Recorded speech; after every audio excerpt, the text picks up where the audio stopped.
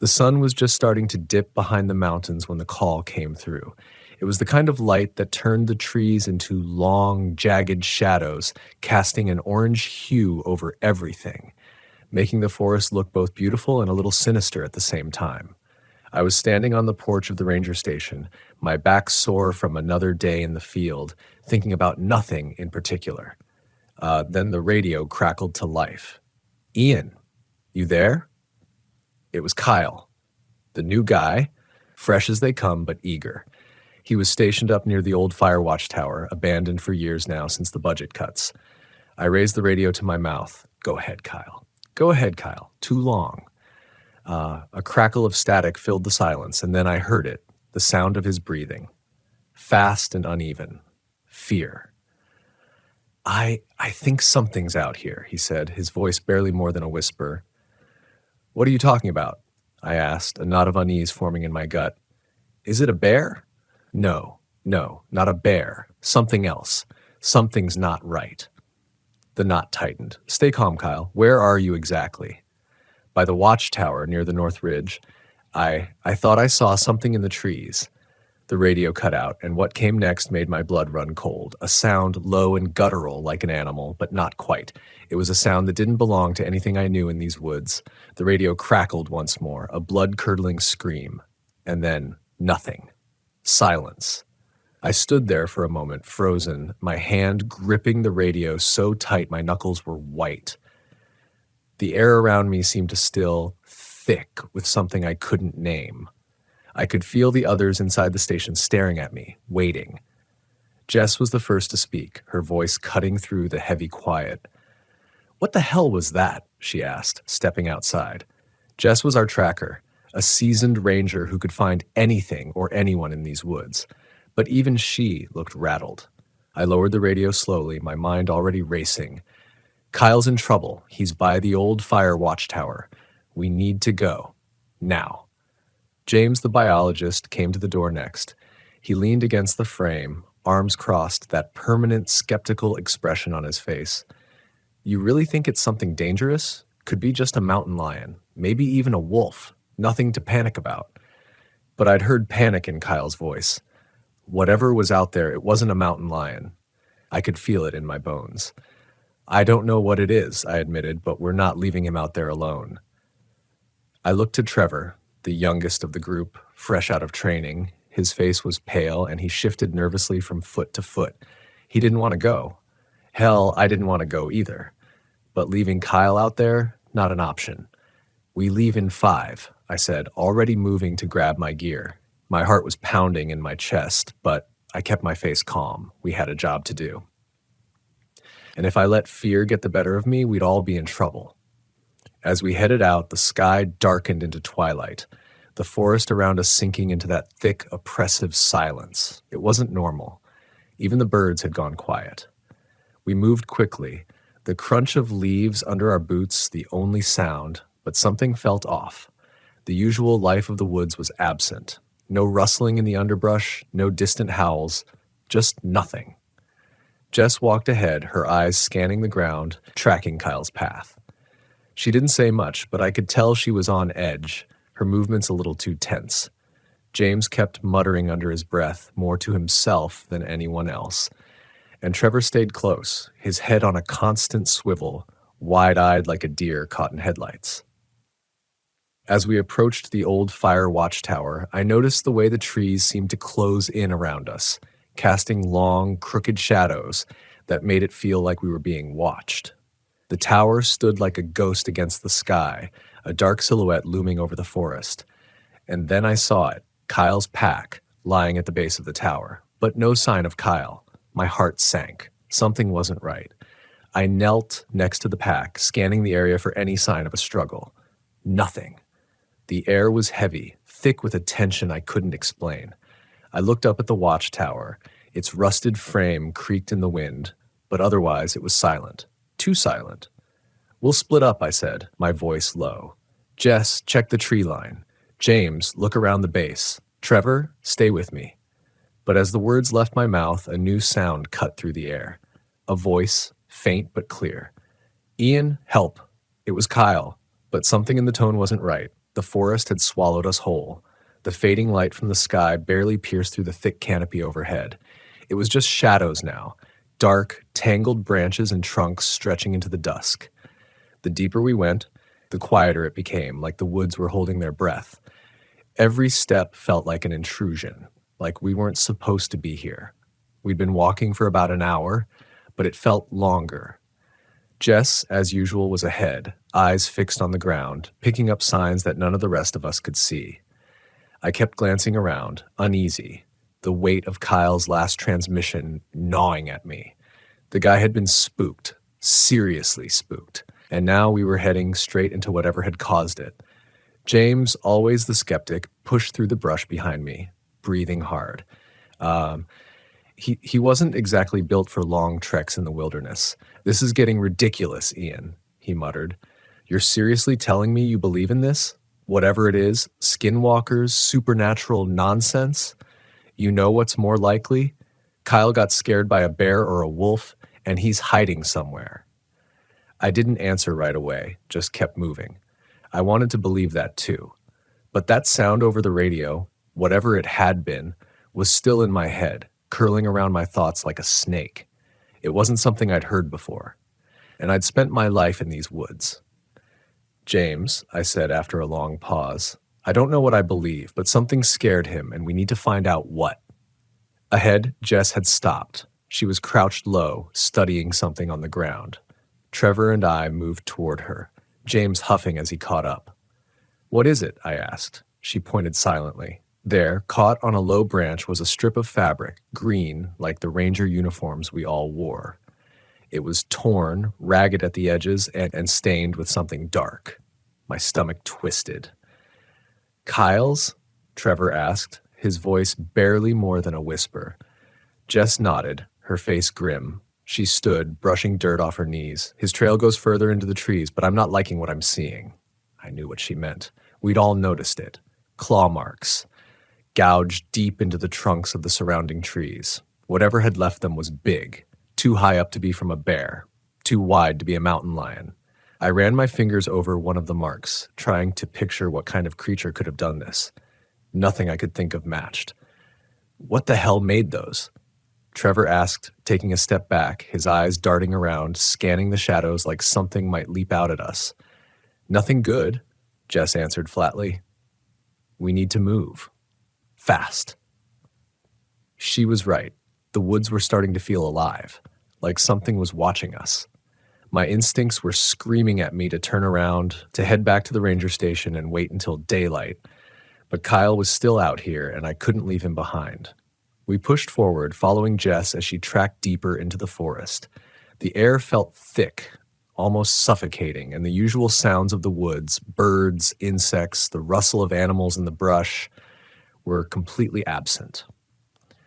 It was like the whole forest had gone still, waiting for something to happen. "Look," Jess said quietly, pointing ahead. I followed her gaze and saw it, a cabin, barely visible through the trees. The roof sagged and the walls were worn, but it was still standing. "That's Noah's place," I said. The old man lived way out here, keeping mostly to himself. I hadn't seen him in years. He was a Native American shaman, or so the rumors went. People said he knew things about the forest, things most of us didn't want to know. As we approached, the door creaked open, and Noah stepped out, his weathered face unreadable. He didn't seem surprised to see us. "Ian," he greeted me, his voice rough as gravel. "You've come looking for your young friend." I nodded. "Kyle, he's gone missing near the old fire watchtower." Noah's dark eyes flicked to the others, then back to me. "You shouldn't be here," he said simply. I waited, but he didn't elaborate. Frustration bubbled up inside me. "What do you mean? You know something, don't you?" He nodded slowly, his gaze drifting toward the tree line. "There's something old in these woods, something that doesn't belong to this world. It hunts under the moon, takes many shapes, your young friend." He paused, choosing his words carefully. "He's not lost. He's been taken." James scoffed, shaking his head. "You can't be serious." But I was serious. Noah's words sent a chill down my spine, like ice water flowing through my veins. "Taken by what?" The watchtower was built on land that wasn't meant for men, Noah continued, his voice low and heavy with meaning. It's a place of power, but also of danger, and now you're walking right into its grasp. Jess shifted beside me, her jaw tight. We need to find Kyle. Noah met her gaze. If you go further, you'll find more than your friend, and you may not like what you see. I glanced back at the forest. The trees seemed to press closer, the shadows deeper. Something was out there, waiting. The sun disappeared faster than I'd expected, swallowed up by the thick tangle of trees that closed in around us. The darkness didn't creep in. It fell, hard, like a curtain dropping after a show. 1 minute, there was a faint glow in the distance. The next, nothing, just shadows and the faint rustling of wind through the treetops. But even the wind felt wrong. Too still, too quiet. Jess was the first to suggest we set up camp, but we all knew it was more out of necessity than comfort. Our pace had slowed, tension growing with each step, and we hadn't seen a trace of Kyle for hours. Just his pack, some torn fabric, and those claw marks on the trees. Whatever was out here, it wasn't going to let us find him easily. We cleared a small patch of ground just off the path, far enough from the thickest of the trees, but close enough to feel trapped. I could see it in their faces. Jess, James, Trevor, they were all trying to act like everything was under control, like this was just another night out in the wilderness. But none of us believed it. Fire, Jess said quietly, gathering dry branches. It'll keep the animals away. But we all knew it wasn't animals we were worried about anymore. James didn't say much, which was unusual for him. Normally, he'd be full of explanations, trying to make sense of everything with his wildlife biology degree, dismissing anything he couldn't explain with logic and facts. But not now. The look on his face told me he wasn't sure of anything anymore. Trevor was the worst off. He sat hunched over near the fire, hugging his knees like a scared kid, eyes darting to every rustle, every crack of a twig in the darkness. I could hear his breath quickening, feel the tension rising in him like a coiled spring ready to snap. We're fine, I said, more to convince myself than anyone else. We've been through worse, right? But no one answered. The fire flickered weakly, throwing twisted shadows against the trees. The woods seemed to move around us, closing in just out of reach of the light. That oppressive silence, so thick you could feel it pressing down on your chest, lingered. And I couldn't shake the sense that we weren't alone. We sat there, staring into the flames, pretending it was enough to keep the darkness at bay. Then, without warning, a sound cut through the stillness. A voice. Help. Please. Kyle's voice. Trevor shot up from his spot, eyes wide. Kyle, he yelled, taking a step toward the trees. Wait. I grabbed his arm, yanking him back.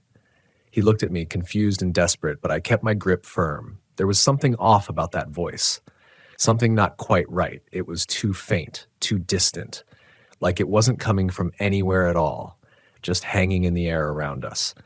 And then, just as quickly as it had come, it was gone, swallowed up by the woods. That wasn't him, Jess said softly, eyes scanning the dark tree line. It sounded like him, Trevor argued. But it wasn't. He shook his head. You don't know that. He could be out there, hurt, scared. We can't just leave him. We're not leaving him, I said, but running off into the dark isn't going to help either. We stick together. If that was Kyle, we'll find him. I gestured toward the trees. But that didn't feel right. Trevor's resolve cracked. His mouth opened like he wanted to argue, but no words came out. Instead, he just nodded, eyes still darting nervously toward the trees. We all stayed close to the fire after that. The tension was so thick, you could cut it with a knife. I kept listening for that voice, but it didn't come again. Instead, there were other sounds. Quiet, almost imperceptible at first. A snapping branch, the shuffle of something moving through the underbrush. Jess stiffened beside me, her hand instinctively going to the hunting knife on her belt. Then came the growl. Low, guttural, like something big, something dangerous. Just beyond the circle of firelight. The hair on the back of my neck stood on end, and I felt a cold sweat break out across my skin. James, who had been staring into the flames, looked up, his face pale. "What the hell was that?" he whispered, eyes wide. We all stood, weapons ready, scanning the darkness. The growl came again, closer this time. I could feel it reverberate in my chest, a deep, rumbling sound that shook the ground beneath us. My heart pounded, adrenaline flooding my veins, every instinct screaming at me to run, but there was nowhere to go. Then, the growl stopped, replaced by a sickening silence. We waited, tense, expecting something to leap out of the shadows. But instead, it was Trevor who broke the stillness. His voice cracked, barely audible. I turned toward him, just in time to see his wide, terrified eyes, before he disappeared into the darkness. Gone. Just like that. His radio hit the ground with a soft thud, the only thing left of him. Then it crackled to life, and through the static came Trevor's voice. "Help? I'm here." But it wasn't him. The fire watchtower loomed over us like a forgotten monument, barely visible in the gloom. Its rusted frame creaked in the wind, a skeleton of what it once was. We stumbled toward it, driven by pure instinct and fear. Trevor's disappearance still fresh in our minds. The ground felt like it was shifting under my feet, every step heavier than the last, as though the forest itself didn't want us to reach the tower. Jess was limping beside me, her breath ragged and shallow. She had twisted her ankle when we'd run from the campsite after Trevor vanished, but she refused to slow down. I could see the pain etched on her face, but we both knew stopping wasn't an option, not with whatever was out there stalking us. James trailed behind, pale and silent, his disbelief finally shattered by what we'd witnessed. The thing in the forest wasn't an animal. It wasn't something any of us had ever dealt with. I glanced back at him, his eyes wide and wild, like a man on the edge of losing it completely.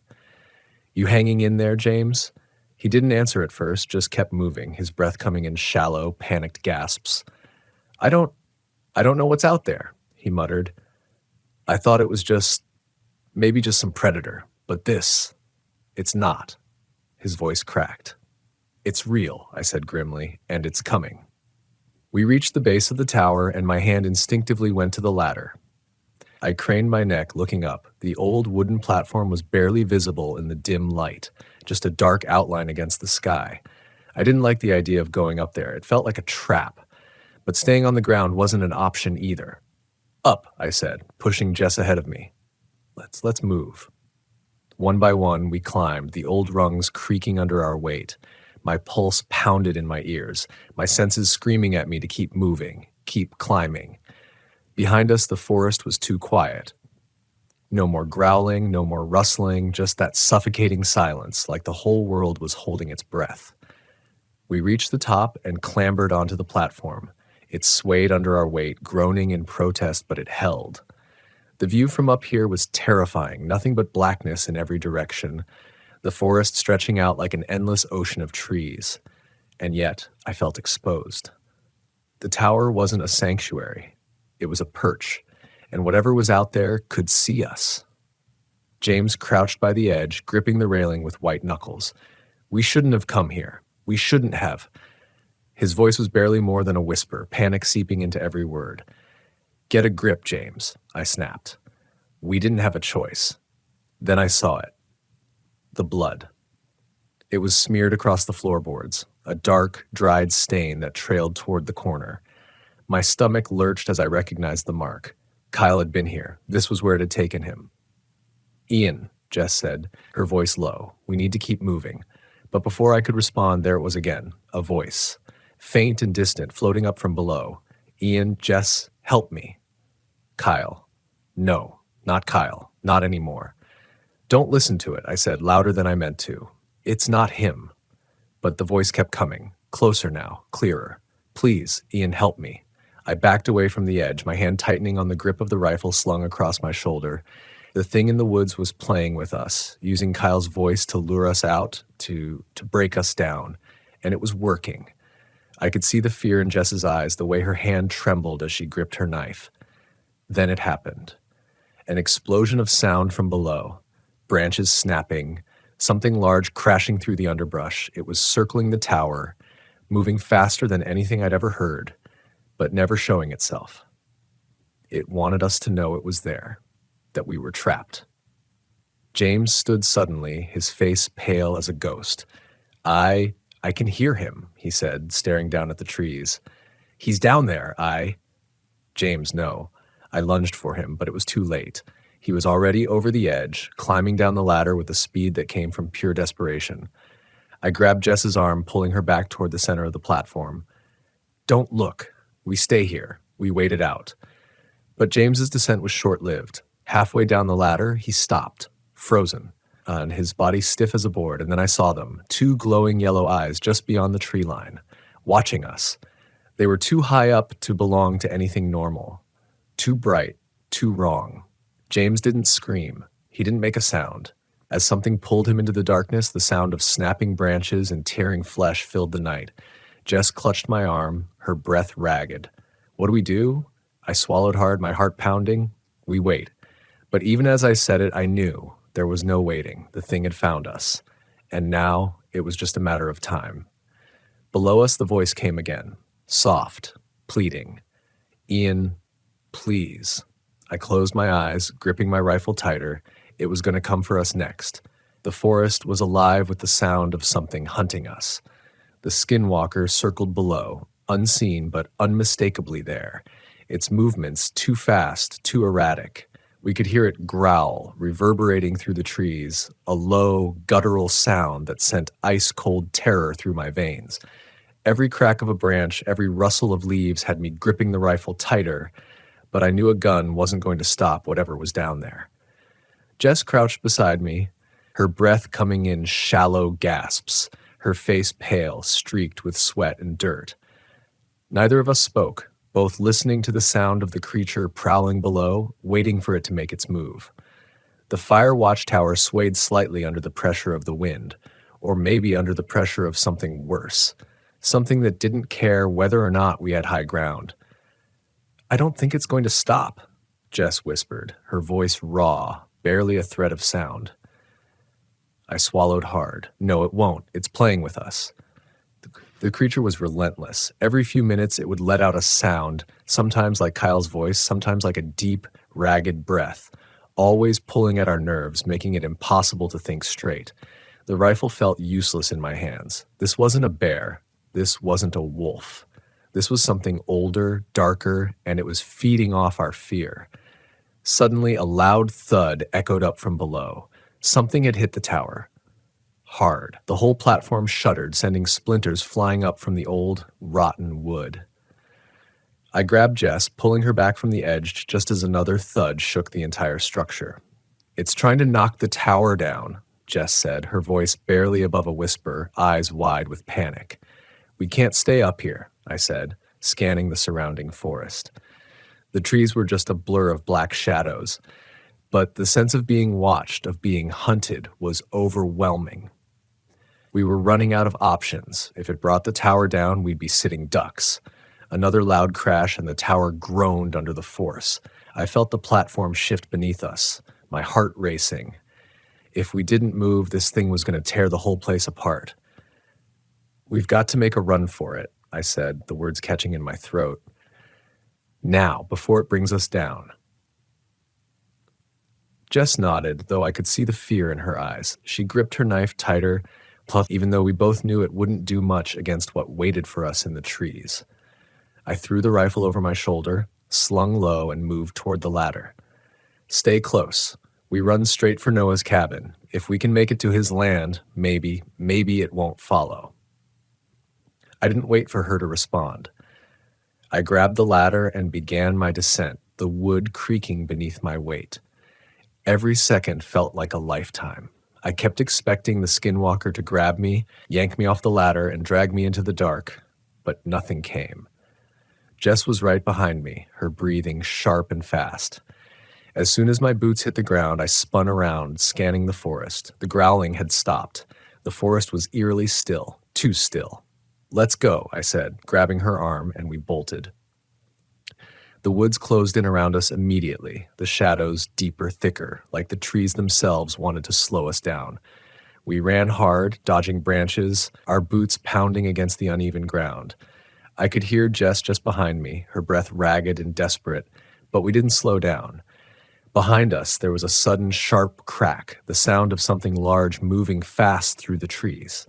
"It's coming!" Jess yelled, her voice trembling with terror. I didn't look back. I didn't have to. The howling started again, low at first, then rising, gaining speed, getting closer. It was right behind us. I could feel it. "Faster!" I urged, pushing Jess ahead of me. My lungs burned, my legs screaming in protest, but we couldn't stop. Not now. The howling turned into a series of distorted, mocking cries, like the skinwalker was shifting voices, trying to confuse us, unsettle us. Sometimes it sounded like Kyle, sometimes like Trevor, sometimes like something far worse. We were running blind, crashing through the underbrush, barely able to see where we were going. The only goal was Noah's cabin. If we could just make it there, maybe the skinwalker would stop. Maybe. "There?" Jess cried out, pointing ahead. Through the darkness, I saw it, a faint light barely visible through the trees. Noah's cabin. It was so close. But the skinwalker was even closer.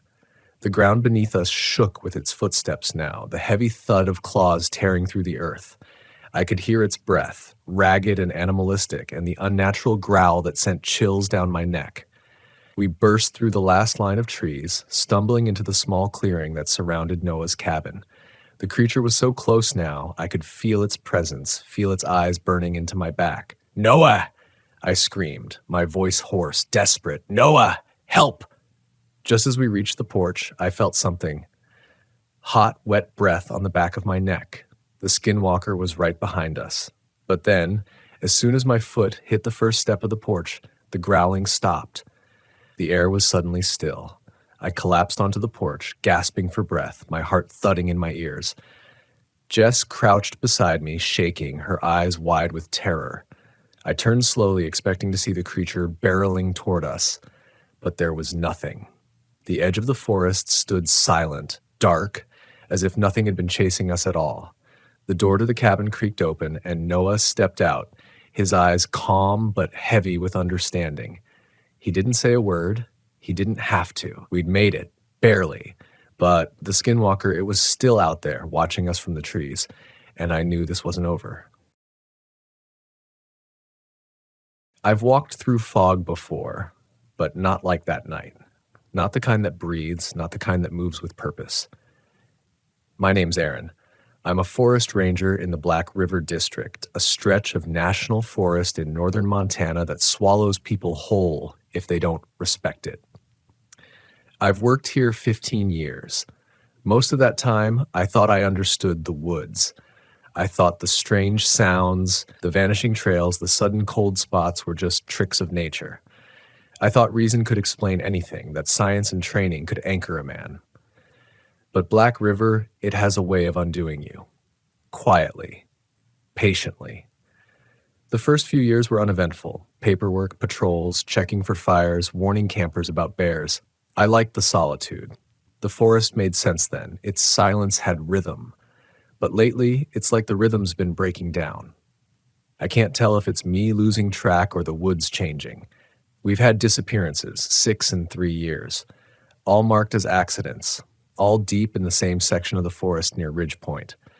Locals call it the Hollow Mile. They say a fog moves through there like a living thing. Hunters used to avoid it. So did I, until the night I was assigned to patrol it. It started with a report. A group of hikers went missing near the old Black River Fire Lookout. I'd been up there a dozen times. It's just a rusted steel tower half swallowed by pine. I told dispatch I'd take the overnight sweep alone. That wasn't unusual for me. I didn't realize then that something in me wanted to go, that I needed to prove the stories wrong. I left the station around dusk. The forest was already drowning in mist. When you drive those logging roads long enough, you start to memorize every turn by sound. Gravel crunch, engine echo off the trees, the way the pines close in until the sky disappears. That night, the fog thickened like smoke. It muted everything. My headlights hit nothing but gray. By the time I parked, I couldn't see 5 feet ahead. I grabbed my flashlight and radio, stepped out, and the silence hit me. It wasn't normal silence. It had weight. Even my footsteps sounded muffled. I remember thinking, it's just moisture. Sound doesn't travel in fog. But then I heard it. A whistle. 3 long notes. Drawn out, distant, but unmistakable. We have a distress signal like that, used by hikers if they get lost. But it came from deep within the trees, the direction of Ridge Point, where no one should have been that night. I called over the radio. Base, this is Ranger 12. I've got possible hikers signaling from north quadrant of Ridge Point. Nothing. Nothing. I tried again. Static. Then, faintly, a whisper, like someone trying to speak but caught between frequencies. I turned off the radio. For some reason, the whisper felt wrong, like it was waiting for me to respond. I started walking north, marking my route with reflective tape. The fog moved with me, curling around my boots. The beam of my flashlight was useless. It just bounced off the white wall. So I walked by instinct. Every few minutes, I'd hear the whistle again. Same 3 notes. Sometimes closer, sometimes farther. After maybe half an hour, I found something strange.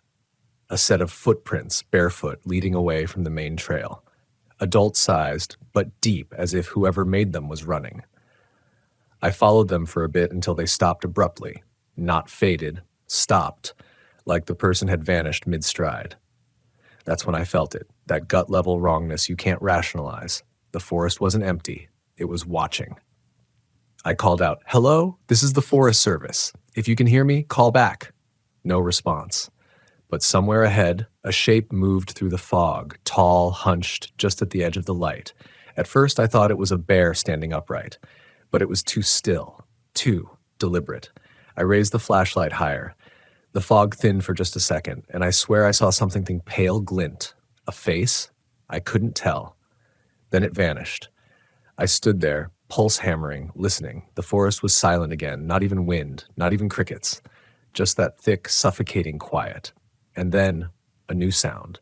Slow, heavy, footsteps behind me. I turned, light swinging wildly, and caught only movement, the fog swirling like something had brushed through it.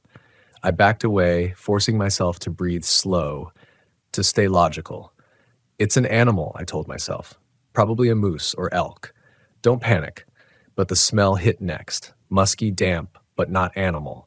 Like wet soil mixed with iron, like blood left too long in the sun. That broke something in me. I turned and started back toward the truck, following my tape markers, except now they were gone. Every tree looked the same. I don't know how long I wandered. The fog never lifted. My flashlight began to dim, and I swear the air itself grew colder with every step. The whistle came again, this time right beside me.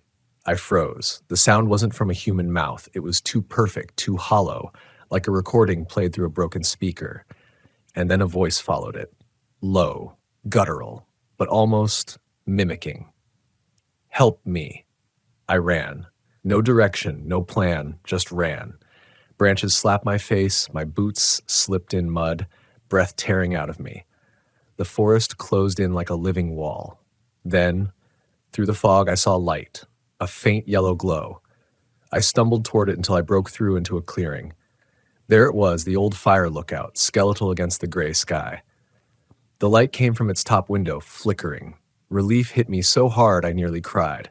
I climbed the steps 2 at a time. They creaked under my weight. The door was half open, swinging in the wind. Inside, empty. Dust, debris, the faint smell of kerosene. The lantern on the table flickered on its own, though I didn't touch it. I radioed again. "Base, this is Ranger 12 at the Black River Lookout. I need immediate." A sound cut through the static. Not words, just breathing. Deep, slow, deliberate, like someone right next to the speaker.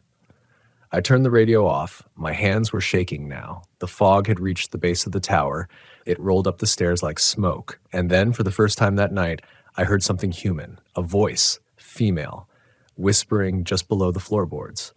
It said my name. At first, I thought I'd imagined it. The sound was so faint it could have been the wind slipping through the cracks of the tower. But then it came again, clearer this time. A woman's voice, whispering my name from beneath the floorboards. I froze. Every instinct told me not to respond.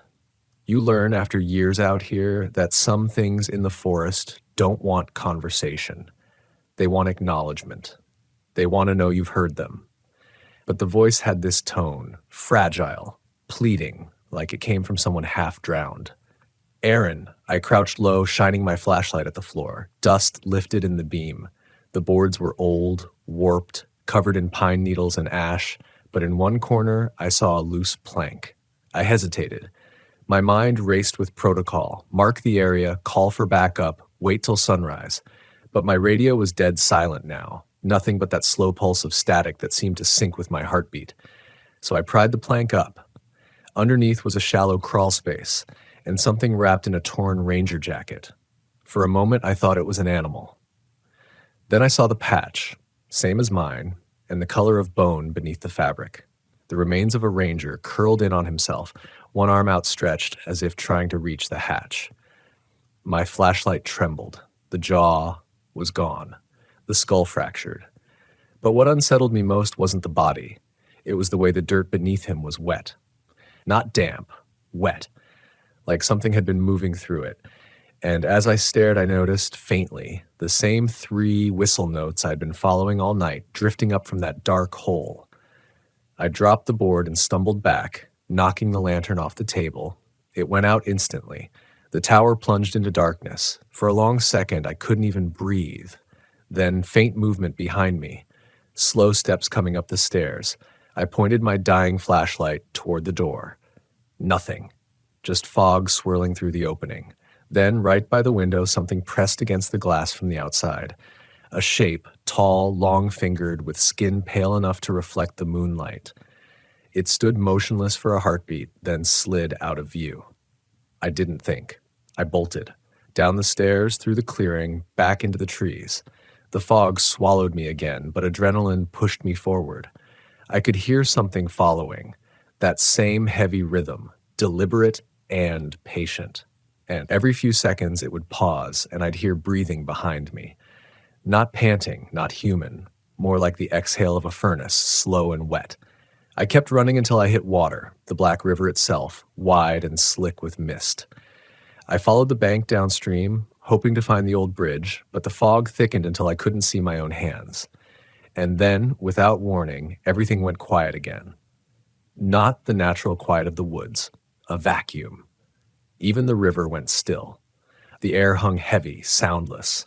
I crouched low, flashlight aimed ahead, but the beam barely pierced the haze. Something moved in it, crawling at first, then rising.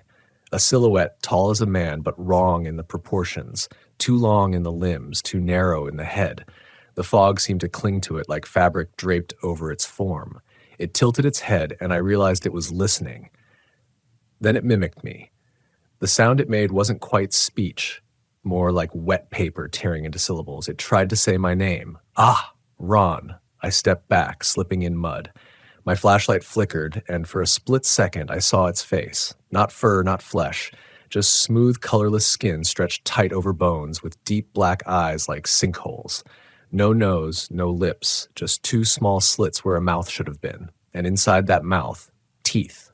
Human teeth. I ran again. The forest blurred, my vision tunneled, the fog twisting around me like threads of smoke. I don't know how long I moved before my legs gave out and I collapsed near a stand of cedar. When I came to, it was morning. The fog had lifted. The air was still.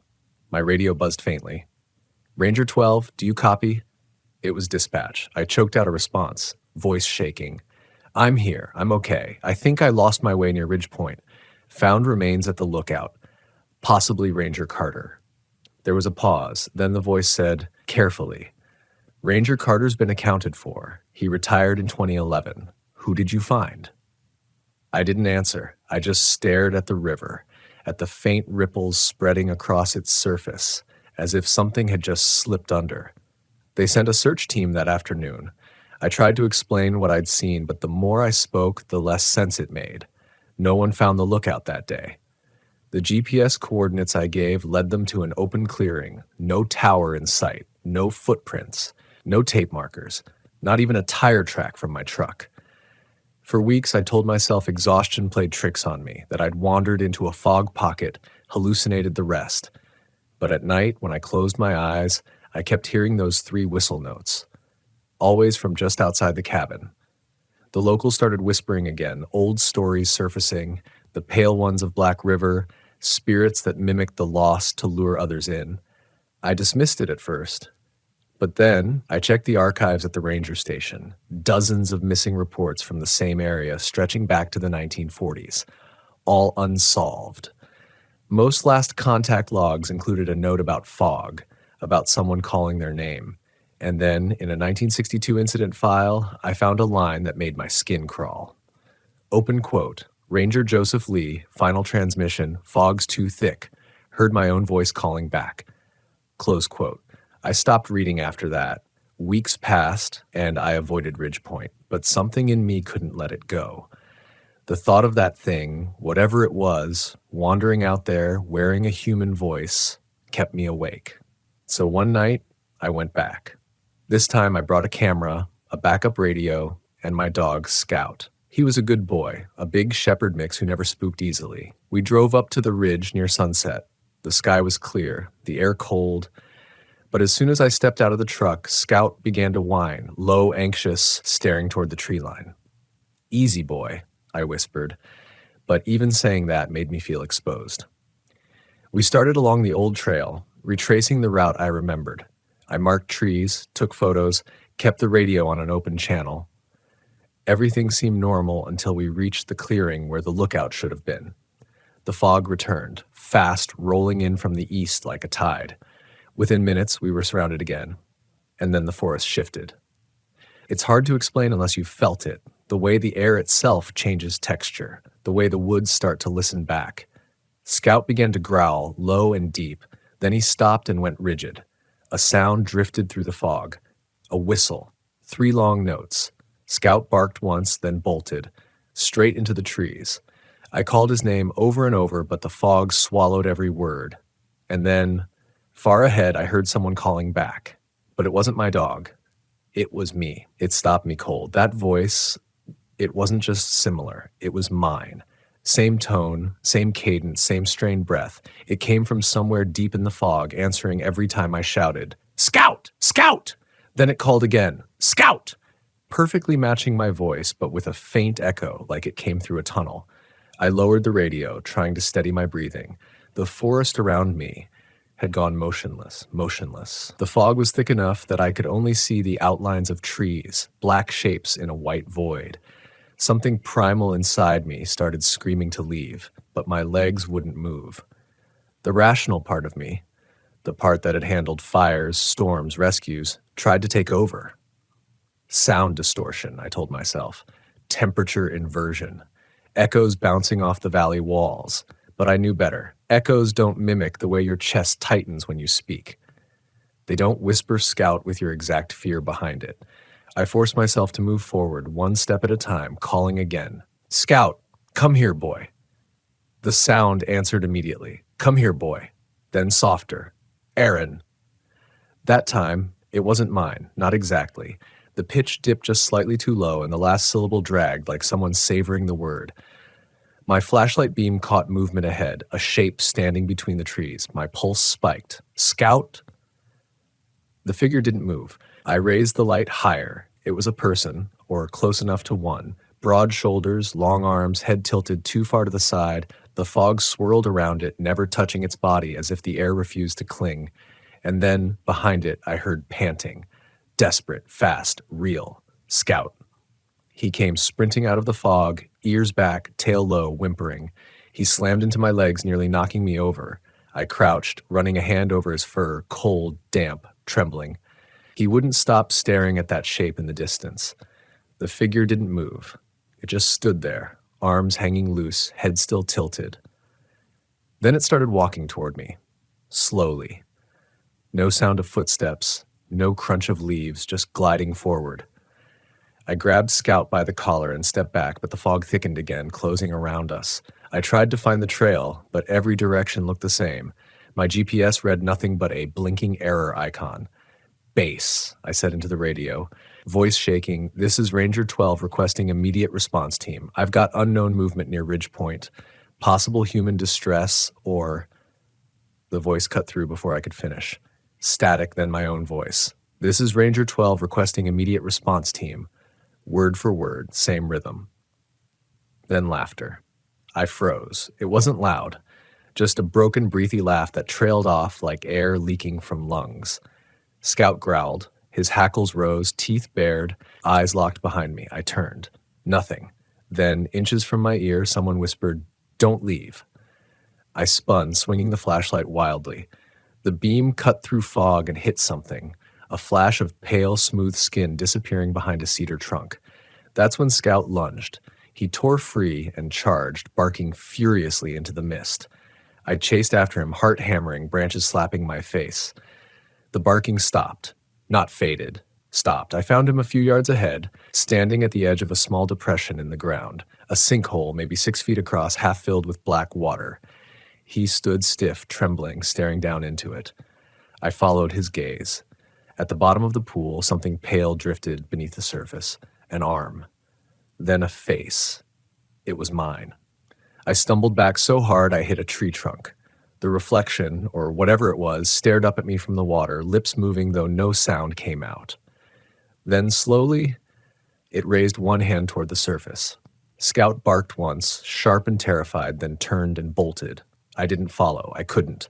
I was transfixed, my own face looking up from that pit, eyes hollow, skin translucent. And then the voice, my voice, came from the water. "Come down here." That broke the spell. I turned and ran, not even caring which direction. The forest blurred, my chest burned, vision swimming. I don't know how long I ran before the fog began to thin. By the time I saw the truck again, the sky was paling with dawn. Scout was waiting beside it, pacing anxiously, whining when he saw me. I threw open the door, started the engine, and didn't look back. Even as I drove, I could still hear the faint whistle behind me, those same 3 notes, drifting through the trees. When I reached the station, I must have looked half crazed. The other rangers asked what happened. I told them I'd lost the trail in fog, that my radio glitched, that Scout found something strange near the ridge. I didn't mention the reflection or the voice. They said they'd check it out in daylight. I didn't argue. But when the team returned that afternoon, they said the ridge was dry. No sinkhole, no water, no sign of anything unusual. That night, I went home, took a shower, sat on the porch, and tried to calm down. Scout lay at my feet, restless, growling softly at nothing. Then, from the woods behind my cabin, came that whistle again. 3 notes, soft, mocking. I turned on every light in the house. I didn't sleep. The next morning, I found footprints in the mud by the porch. Barefoot. Human. They stopped right beneath my window. That's when I requested reassignment. Told my supervisor I needed time off. He didn't argue. Maybe he saw it in my face, that something had followed me out of that forest. For weeks, I stayed away. Tried to live like it hadn't happened. But sometimes, late at night, I'd wake to Scout growling low, staring at the window. And once, just once, I heard it again. Not the whistle, not the voice, but breathing. Slow, wet, deliberate. It came from under the house. I went out with my flashlight, trembling, scanning the crawl space. Nothing. No tracks, no scent, no sign. But the earth smelled disturbed. Damp, metallic, like the dirt beneath the floorboards of that lookout tower. That's when I started dreaming, the same dream every night. I'm standing in the fog at Ridge Point. I hear the whistle. I call out, and when I turn, there are 2 of me. One walking toward the tower, one standing still watching, and the fog swallowing them both. Sleep became an illusion after that. I'd drift off for minutes at a time, only to jolt awake, drenched in sweat, the sound of my own voice echoing in my head. It wasn't just the dreams. It was the feeling that something was eroding my sense of what was real. Even Scout had changed. He wouldn't leave my side, wouldn't go near the woods. He'd sit by the door some nights, staring out at the tree line, tail stiff, teeth bared at the dark. I kept telling myself it was trauma, that the human mind can only take so much isolation, that stress can twist perception. But deep down, I knew. The forest doesn't let go that easily. Black River doesn't forget who walks through it. By midwinter, I was back on duty. They had no one else familiar enough with the area, and I needed the paycheck. They reassigned me to the lower trails near the waterline, routine patrols, nothing remote. For a while, it was peaceful, until I found the cave. It was near the north bend of the river, a narrow crack in the limestone that I'd somehow never noticed before. The snowmelt had exposed it, just a slit in the rock, barely wide enough to squeeze through. I marked the coordinates and noted it for the next geological survey. But something about it pulled at me. The air near the entrance was colder, heavy with the smell of wet stone and iron. I leaned closer, listening, and thought I heard dripping. Except it wasn't water. The rhythm was wrong. Too steady. Tap, pause, tap, tap, like fingers on hollow wood. I backed away fast, heart pounding, but something made me glance down, and that's when I saw it. A single bare footprint in the mud. Human. Pressed deep. Fresh. It led toward the cave. I called into dispatch. "This is Ranger 12. I've got evidence of possible trespassing near the North Bend Cave. Going to check it out." "Copy that," the voice crackled. "Take it slow, 12. Don't go deep without backup." "Understood." But I didn't wait. I ducked into the narrow opening, flashlight in hand, crouching low. The walls were slick, glistening with condensation. The smell grew stronger the farther I went, earth, iron, and something faintly sweet, like decayed pine. About 30 feet in, the tunnel opened into a chamber. My beam swept across the walls and froze. Symbols. Hundreds of them, carved into the stone, circles, stick figures, spirals intersecting in chaotic lines. Old, some worn smooth, some freshly cut. And in the center of the chamber, half buried in mud, was a ranger's hat. Mine. The same patch, the same initials. I lifted it slowly, disbelief twisting in my gut. There was dried mud on the brim, but underneath, faintly etched into the fabric, were words. Open quote, "He doesn't leave." Close quote. The air went cold. My breath fogged, and then from somewhere deep in the tunnel behind me came that whistle again. 3 long notes. This time it sounded inside the cave. I swung the flashlight toward the entrance. Nothing but darkness. But the echo came again, closer. Then a voice, low and wet, crawling through the air. "Found you." I ran. My shoulders slammed against rock. The tunnel twisted, closing in. I dropped the hat without realizing it, scrambling through mud, the beam of my flashlight bouncing wildly. Behind me, I heard it. Something dragging itself along the stone. A scrape. A hiss. Then it began to laugh. That same broken, breathy sound I'd heard through the radio weeks ago. I could see the faint gray of daylight ahead. I lunged toward it, falling hard onto the frozen ground outside. Snow burned my hands as I pushed myself up and stumbled toward the truck. I slammed the door, started the engine, and drove until I saw asphalt again. When I looked in the rearview mirror, the cave entrance was gone. Just smooth rock. That night, I filed my report. I didn't mention the voice or the hat. I just logged it as unstable ground formation, unsafe for entry. But after that, things blurred. I started hearing things over the radio that weren't there. Static that formed words, breathing on open channels. Once, dispatch called to ask if I was still on patrol near the ridge. I wasn't. I was 30 miles away. "Then who's using your call sign?" they asked. I drove home and poured whiskey until the bottle ran dry. But sleep brought no peace. In the dream, I was back in that cave, standing before the carvings, except now the symbols moved, shifting like veins under skin. The walls pulsed, and from the shadows something crawled toward me. Not walking, crawling. It had my face. When I woke, I could still feel its breath on my neck. The next morning, I went to turn in my badge. My supervisor, a man named Cole I'd worked with for a decade, looked me dead in the eye and said, "You sure about this? You've always handled the hard posts better than anyone." I told him the truth, or as much of it as I could without sounding insane. I said the forest had changed, that there was something wrong out there. He didn't laugh. He just nodded slowly. "You've seen him too, then," he said. I stared at him. "Who?" "The one in the fog." He looked out the window, voice quiet. "Used to be a ranger here before any of us. Went missing in 61. They say he still walks the ridge, wearing the uniform of whoever follows him in. When the fog rolls in thick, he calls out, sounds like you, sounds like me, and if you answer, you take his place." I wanted to tell him to stop, to say it was a joke or folklore or exhaustion talking, but his eyes, they were tired in a way I understood too well. He sighed. "We don't go out after dark anymore, not alone, not in fog. I quit that day, turned in my badge, my uniform, my service weapon, packed up Scout, and left Montana. But it's strange. What follows you? I moved south, took a desk job in a different state, miles away from the timberline. Started therapy. The nightmares faded after a few months, though sometimes when the air gets heavy and wet before a storm, I still smell pine and iron. And sometimes, driving home late at night, I'll catch movement in the rearview mirror, a figure standing at the edge of the road. Too tall, too still, watching. The last time it happened, I rolled down the window and listened. The fog was coming in from the river that night.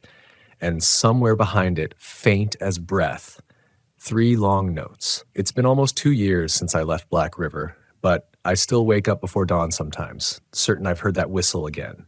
3 long, hollow notes.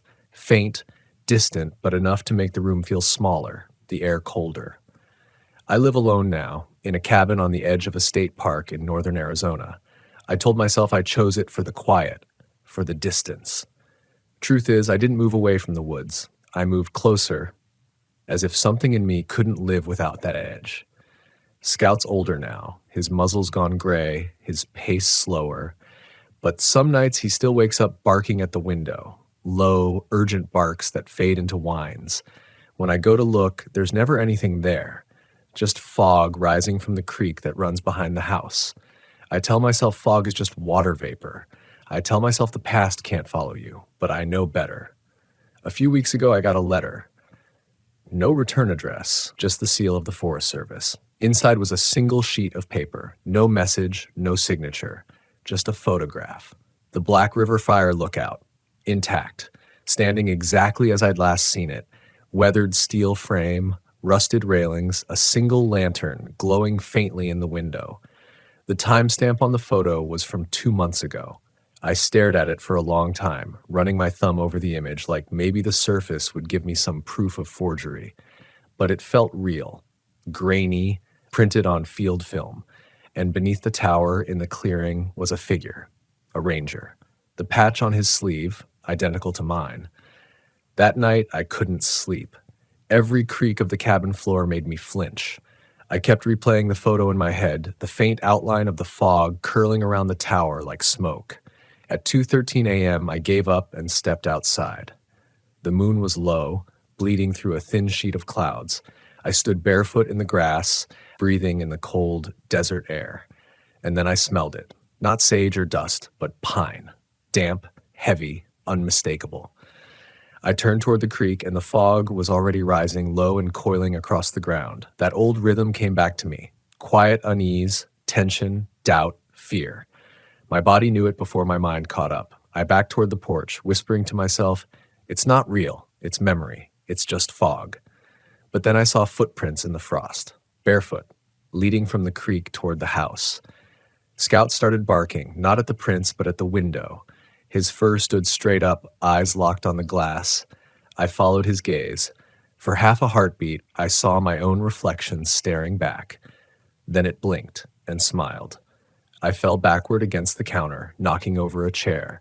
The reflection stayed for just a second longer, long enough for me to see the patch on its arm.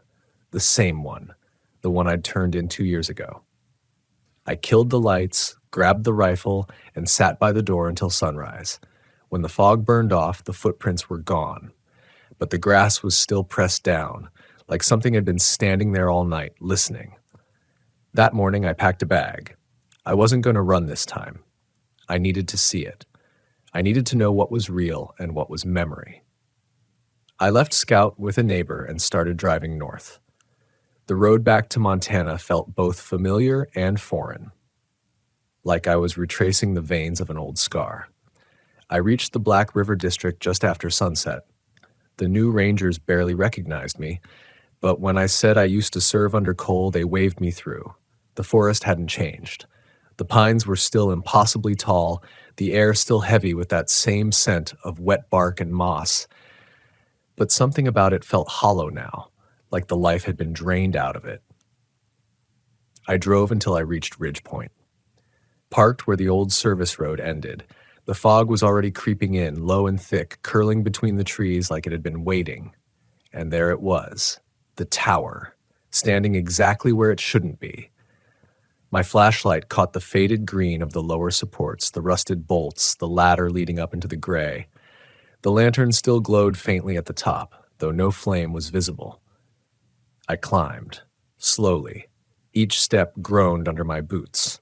The fog thickened until I couldn't see the ground below. Halfway up, I heard breathing, faint, behind me. I turned, but the ladder was empty. When I reached the top, I froze. The room was the same table, the same corner where I'd found the loose floorboard. The lantern flickered once as if welcoming me back. And then, from below the floorboards, came a soft, wet whisper. Aaron. The sound filled the room. It wasn't echoing, it was inside. I knelt, hand shaking, and pried up the same board. The crawl space was empty, no body, no mud, just a dark, gaping hole, the air inside freezing cold. Then faintly, from within the hole, "Don't leave." The lantern went out. For a few seconds, I was blind. I felt movement behind me, slow and deliberate, the air thickening with breath that wasn't mine. When I turned, the fog filled the doorway, and something stood in it. Tall, pale, wearing a ranger's uniform, mine. Its face was half-formed, features shifting under translucent skin. Its eyes were black voids, and when it spoke, its voice cracked like ice. "You came back." I tried to speak, but no sound came out. It took a step closer, then another. The boards creaked beneath its weight. "You left me there," it whispered. "You became me." It reached out a hand, my hand, fingers stretching far too long, and then for the first time since that night, I understood. It wasn't following me. It was me. Whatever I'd seen in the fog, whatever had whispered my name, it hadn't been hunting me. It had been waiting for me to take its place. That's what the stories meant. That's why the forest swallowed some men and left others to tell it. I backed toward the open window. The fog was rolling higher, swallowing the tower. The thing tilted its head. "Stay." I stepped back onto the railing, the cold air slicing across my face. Below, the fog stretched endlessly, alive, pulsing. "I can't," I whispered, and then I fell. The fog caught me like water, cold, heavy, weightless. For a moment, everything went silent, the trees, the wind, even my heartbeat.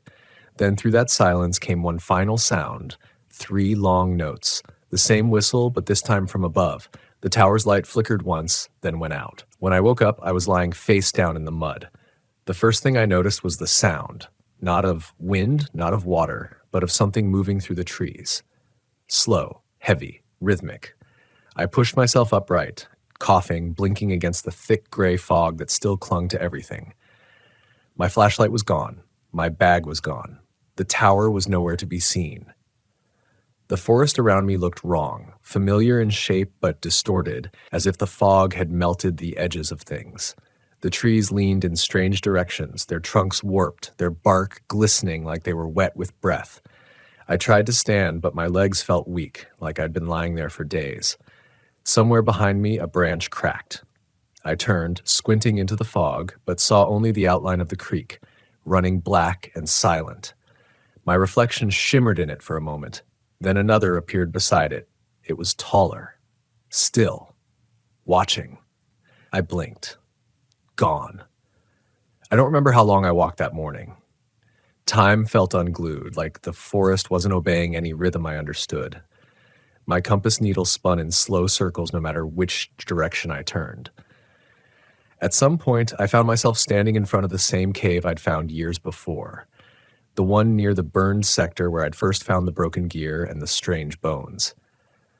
The entrance was smaller now, half swallowed by moss and roots, but the air that poured from it was the same, cold, still, and humming faintly. That hum, it wasn't a sound, it was vibration.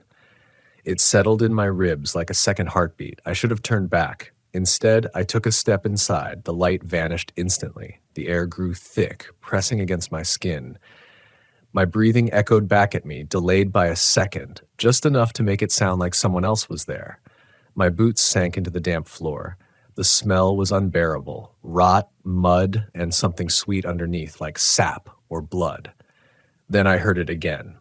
The whisper, "Don't leave." This time it came from ahead. I raised my hand, feeling along the cave wall until my fingers brushed something cold and smooth. Metal. A lantern. I struck the lighter from my pocket and brought the flame close. The wick flared. The cave came alive in orange light. Bones lined the walls. Not human. Not entirely. They were too long, too curved, their joints in the wrong places. Skulls that were almost right but stretched, with jawbones too wide, eye sockets too deep. My stomach turned. I stumbled backward, the lantern swinging. Then I saw movement. At the far end of the tunnel, something shifted. A ripple in the dark, a shimmer of pale skin. It moved closer, dragging itself forward with slow, deliberate weight. I could hear it breathing, wet and shallow. I raised the lantern higher. And there it was, the thing from the tower, or maybe what had become of it. Its uniform was still there, torn and soaked, the ranger's patch barely hanging from its shoulder. But its face was worse now, half flesh, half light. It looked like fog had solidified into something human, but only halfway. It opened its mouth, and the sound that came out wasn't a voice, it was a whistle. 3 long, hollow notes. I dropped the lantern. The flame died instantly, plunging me into blackness. Then, hands. Cold, rough, pulling at my jacket, dragging me forward. I kicked and screamed, clawing at the rock, but the air around me grew heavy, syrup thick. The hum deepened, shaking my teeth. And then, silence. When I opened my eyes again, I was standing in the middle of the clearing. The cave was gone. The fog had thinned, revealing the pale outline of dawn. My uniform was clean, my boots were dry. The tower stood behind me, tall and unbroken, the sun glinting off its metal frame. And in the distance, I saw movement. 2 figures in ranger jackets, walking along the ridge. I tried to call out, but my voice came out wrong, hoarse, deeper, distant. They didn't hear me. When I looked down, I saw why. There was no shadow at my feet. The air around me shimmered slightly like heat rising from asphalt. I lifted my hand, and light passed through it. It was then I understood. I had never left the tower. I'd never escaped the fog.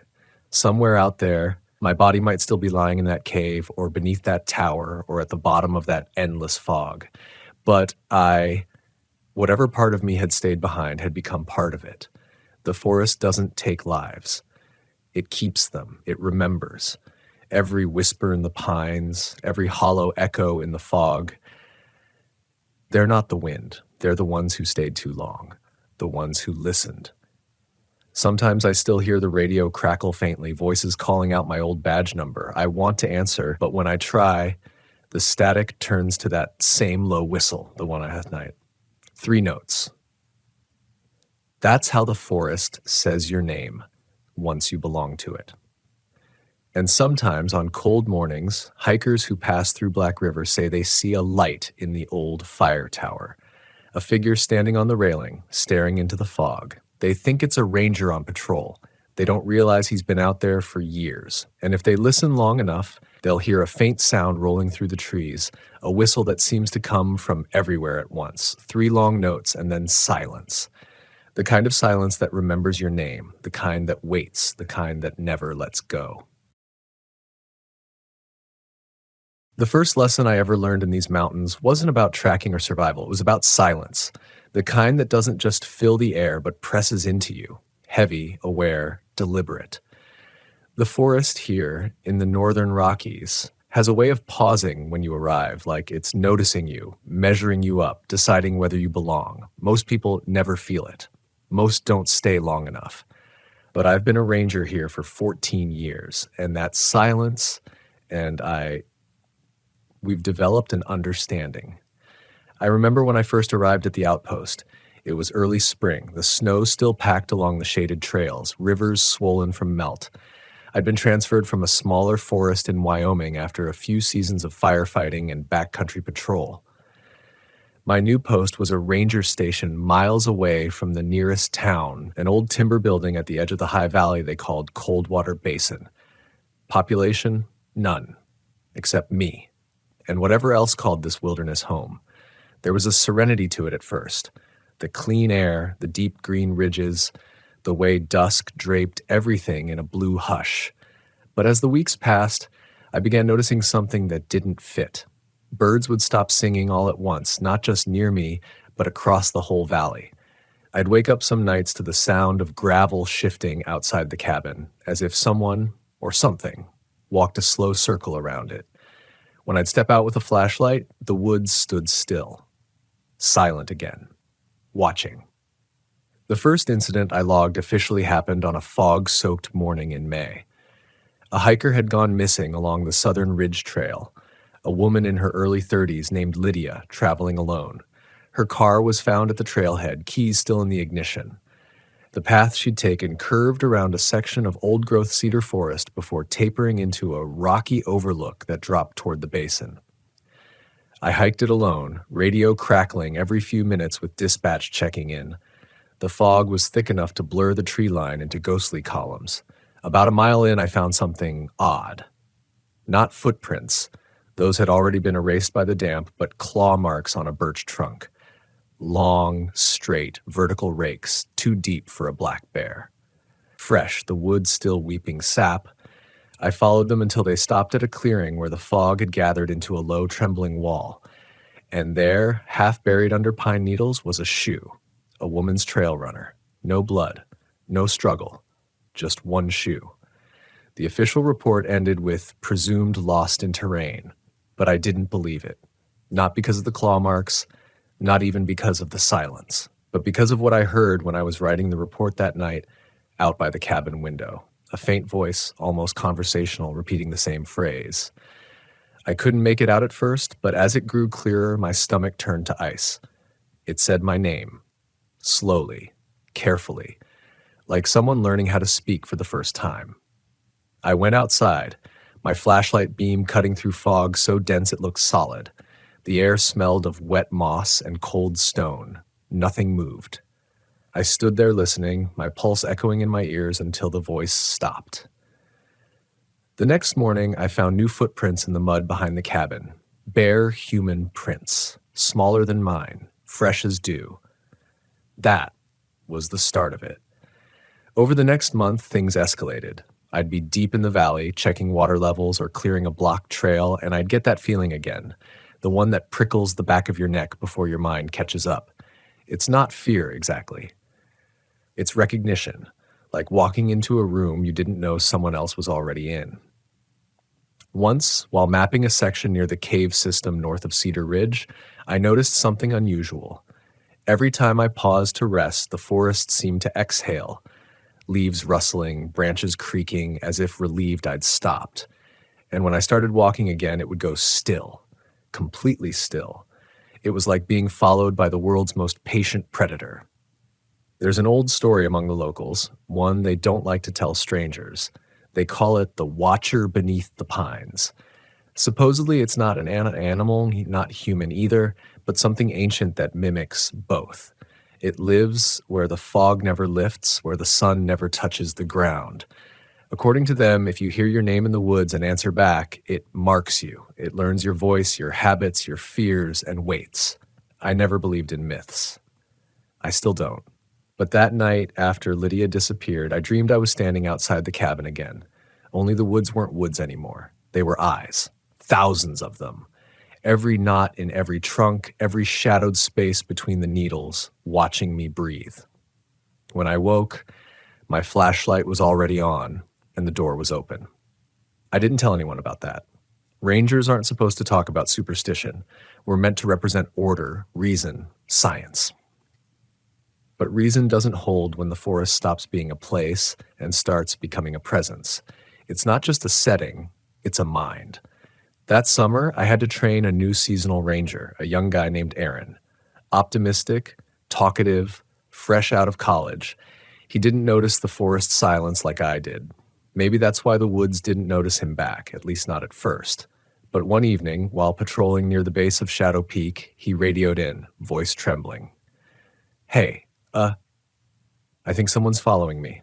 Animal?" I asked. "No, it's footsteps. But every time I stop, it stops." I told him to stay calm, keep the radio on, and head toward the ridge marker where I'd meet him. I jogged up through the switchbacks, lungs burning, light fading fast. When I found him, he was standing in the middle of the trail, pale as chalk, staring into the trees. "What'd you see?" I asked. He just pointed. About 30 yards away, partially obscured by brush, was a shape. Tall, still. Its outline human, but wrong somehow. Shoulders too broad, arms too long. It wasn't moving, but I could feel it looking back. My flashlight barely touched it before it stepped backward and melted into the fog, silent as smoke. We searched until dawn. Found nothing. But when I returned to the cabin later, the same claw marks from Lydia's trail were on my front door. And that's when I knew something had changed.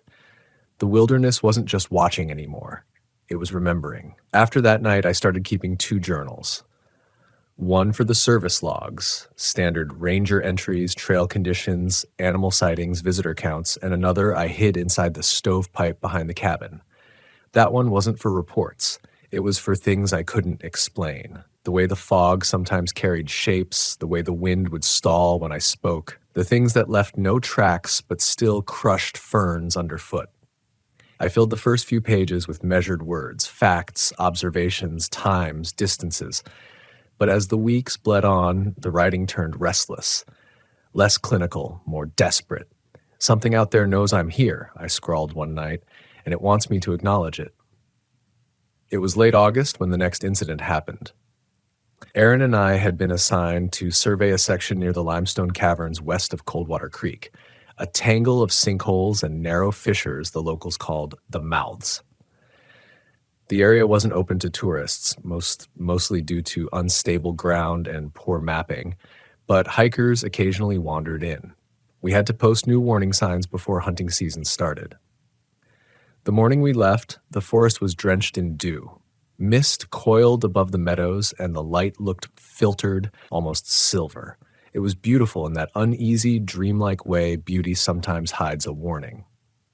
We reached the first cave by noon, a slit in the earth wide enough for a man to crawl through. Aaron peered inside with his headlamp. "Ever been down there?" he asked. I shook my head. "No reason to."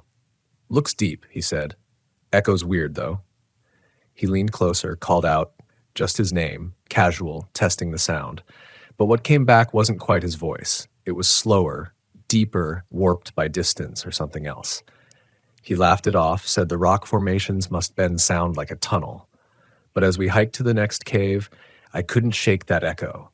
The way it seemed to arrive a half-second too late. The way it seemed to answer rather than repeat. We found 4 more openings that day, all hidden under brush or collapsed earth. Each one breathed out cold air that smelled like wet stone and decay. Around the largest, the ground had sunk several feet, forming a shallow depression filled with water. The surface reflected the sky perfectly, so perfectly that it made me dizzy to look at, like staring through glass into another world. We were about to mark the perimeter when Aaron froze mid-step. "You hear that?" he whispered. At first I didn't. Then I did. A faint scraping, rhythmic, coming from below, not from wind or water. It was something dragging across rock. He crouched near the hole, listening. I told him to back off, but curiosity is a dangerous thing in the woods. It's the same instinct that keeps a match burning long after it should have gone out. He dropped a stone into the hole. It clattered once, twice, then stopped with a dull, wet thud, and then, faintly, a knock. 3 sharp taps. Not echo. Not natural. Knock. Knock, knock. Aaron looked at me, his eyes wide. Someone's down there. But there was no way. The caverns hadn't been mapped in decades. Even the spelunking clubs avoided them. I radioed dispatch. Static. Nothing but static. The air pressure around us felt wrong, heavier, like the weather before a thunderstorm. Then we both heard it, a sound like breathing, deep, labored, exhaling through stone. The water in the depression rippled outward in perfect circles, as though something beneath the surface had shifted. We backed away slowly, my hand never leaving the grip of my flashlight. The forest around us was utterly still, every bird, every insect silent, only the breathing continued. Then Aaron, for reasons I'll never understand, whispered into the hole, "Hello?" The breathing stopped. The silence that followed felt alive, thick, waiting. When the response came, it wasn't sound. It was vibration, a tremor under our feet, subtle but deliberate, like a massive creature turning in its sleep. Then softly, from the darkness below, a voice rose. Not human, not quite. It said his name. drawn out, distorted but unmistakable. Aaron bolted. I didn't blame him. We ran through the trees until our lungs burned, until the forest blurred into streaks of green and shadow. When we finally reached the truck, neither of us spoke. He stared at his hands for a long time, muttering that it wasn't real, that we just heard wind. But his hands were trembling, and his face was pale enough to make me doubt my own denial. That night, he packed his things and drove down the mountain, didn't even sign out officially, just left.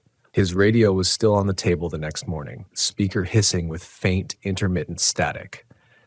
Sometimes in that static, I swore I could hear a whisper. 2 days later, I got the call. A search team had found Aaron's truck about 6 miles from town. Empty. Keys still in the ignition. Same as Lydia. I spent that evening sitting by the cabin window. The fire burned low. The forest stretched beyond the glass like a black sea. I should have been exhausted, but my body felt wired, restless, as if something unseen was waiting for me to acknowledge it. Every now and then, the wind would shift and I'd catch that smell again. Wet stone, cold air, and something faintly metallic, like the mouth of a cave. Near midnight, the radio crackled. I froze. Static then, just for a second, a voice. Not dispatch, not Aaron. It was mine. My own voice, faint but unmistakable, repeating a phrase I'd written in the hidden journal. Something out there knows I'm here. I didn't sleep that night. I sat with the radio in my lap until dawn, staring at the tree line. When the sun rose, I went outside and checked the perimeter. That's when I saw the footprints again, bare, human, leading from the creek toward the cabin. But this time there were 2 sets. One larger, one smaller, side by side.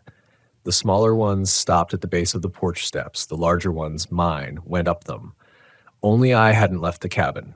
That morning, I walked back to the cave system. Alone. I don't know why. And maybe I wanted to prove something to myself, that there was a rational explanation. Maybe I wanted to confront whatever had taken Aaron. Maybe I just needed to feel less afraid. The fog was thicker that day, clinging to my clothes, muffling sound. The world felt smaller, the air electric. When I reached the depression, the water was gone.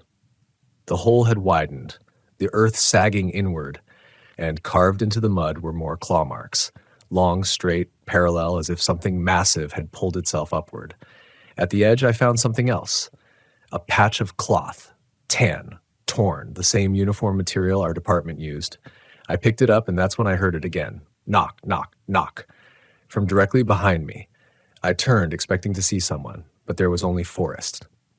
Silent. Still. The sound came again, closer this time, echoing from the trees.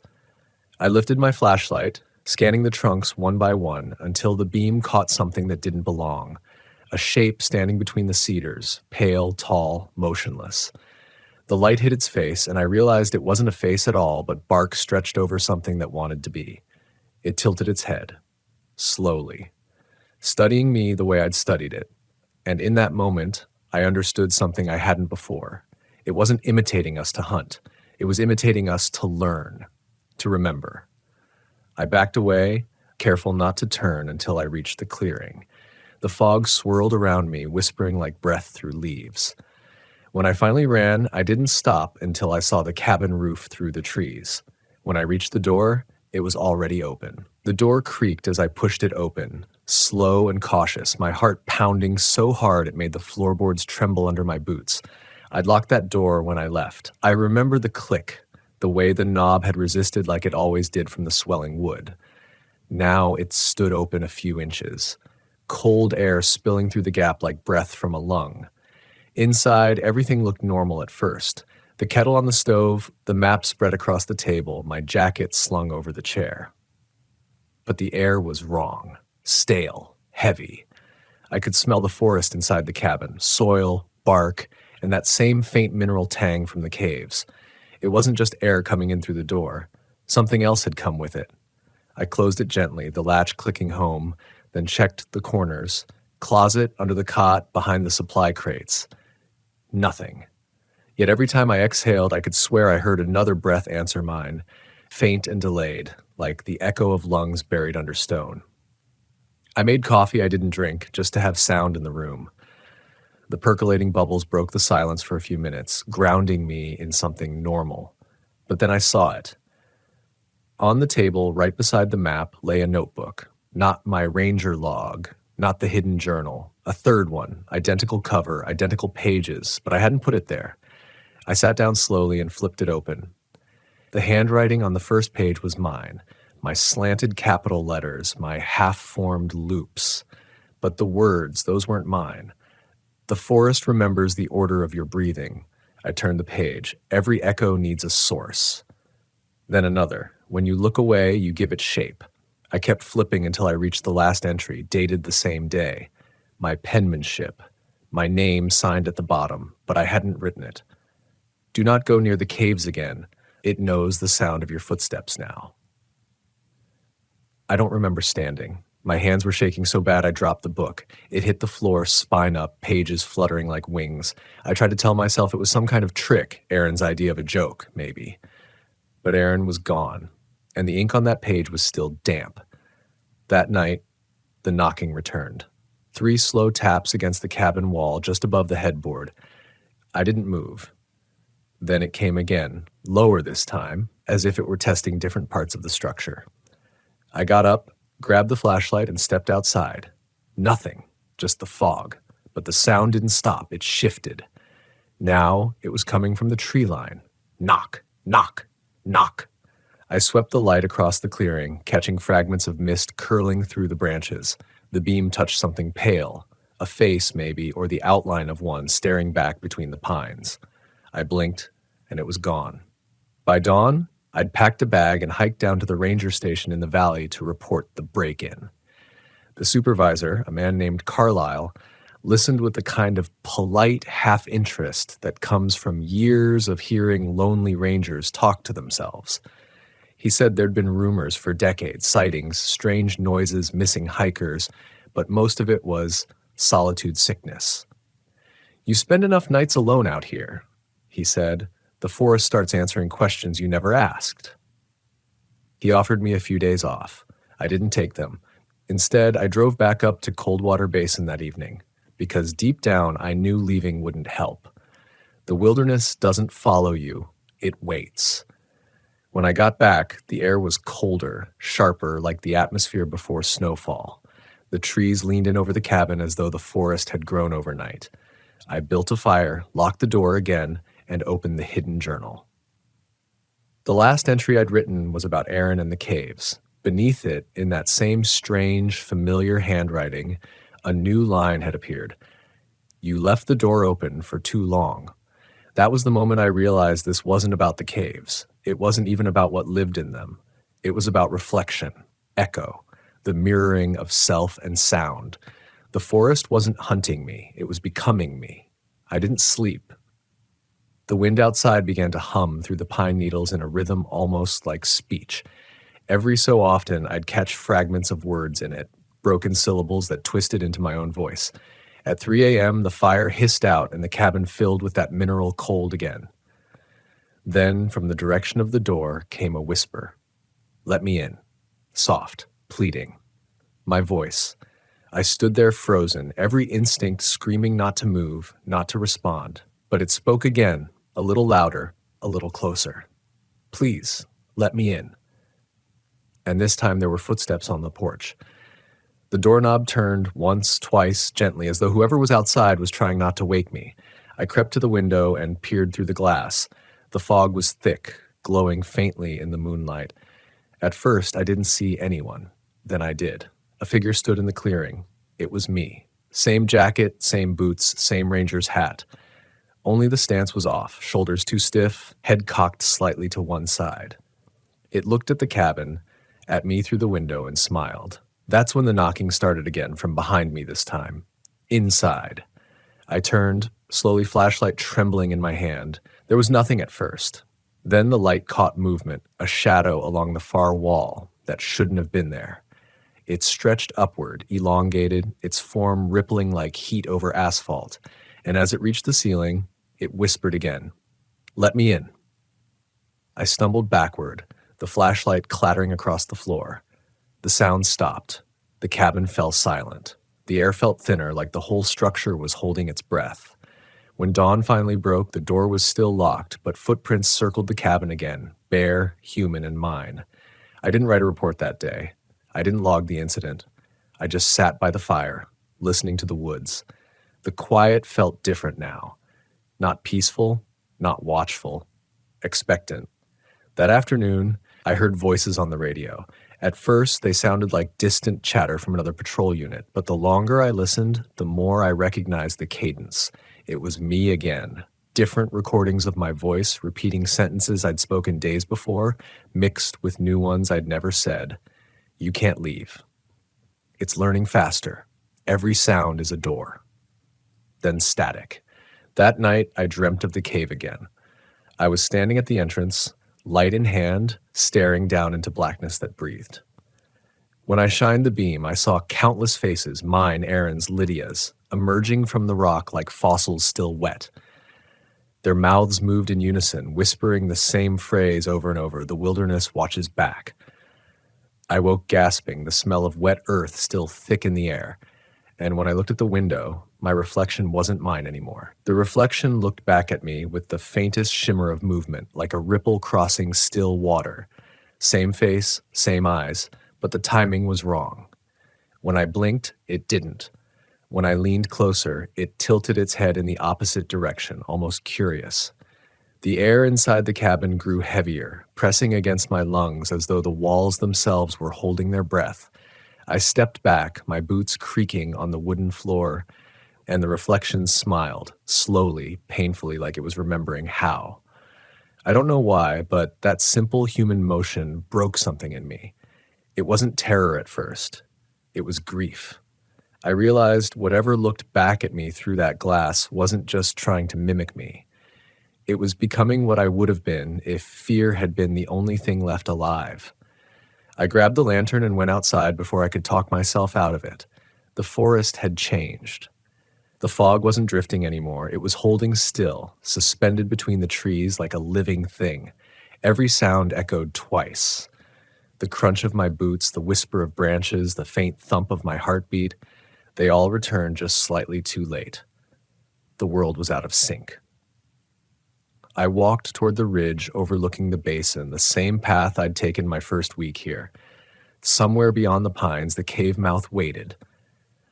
I didn't want to go there, but my body moved with a certainty my mind didn't share.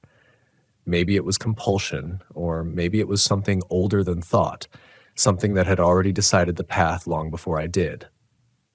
The forest seemed to breathe around me, every exhale a soft tremor in the mist.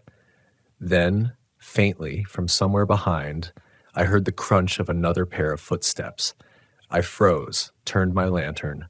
The light cut through the fog, but there was nothing there, only the shape of trees and the faint glimmer of dew on moss. I tried to tell myself it was my echo, but then it came again, one step too late to be mine. I started moving faster, half running down the slope toward the creek. The sound followed, pacing me perfectly. I could feel it behind me now, not close enough to touch, but close enough that my body knew it was there. My breath came out in clouds that hung in the still air far longer than they should have. The trail curved near the waterline, and there it was again, the cave entrance, yawning open, darker than night. I stopped at the edge, every instinct screaming to turn back, but beneath that fear was something else. Curiosity, the kind that kills reason. The smell of wet rock rolled out in waves, iron, mud, decay. I shined my light inside. The beam vanished after a few feet, swallowed by shadow. Then, from deep within, I heard it, a single knock, slow and deliberate. I should have left. But I took a step forward, then another. The tunnel's walls closed in around me, slick with condensation.